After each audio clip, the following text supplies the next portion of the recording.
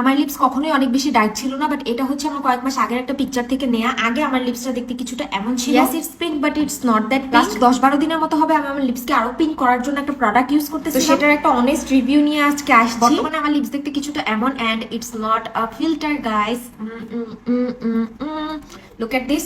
আমার lips actually এখন দেখতে অনেক বেশি পিঙ্ক হয়ে গেছে। So this is the product I am using. এটা হচ্ছে বিউটি এভারের পিঙ্ক নিপল লিপ জেল। এটা আমি ডেইলি 2 থেকে 3 বারের মতো ব্যবহার করি। এটার মধ্যে কোলাজেন আর অ্যালোভেরা দেওয়া, এন্ড এটা 20 ml এর একটা প্রোডাক্ট, এন্ড এটা 10 থেকে 12 দিনের মতো হবে আমি ইউজ করতেছি। এর অ্যাপ্লিকেটরটা দেখতে কিছুটা অ্যাপ্লাই করার পর একটা স্টেইন দিবে, বাট স্টেইনের আগে কিন্তু আমার লিপস দেখতে এমন। Let's apply.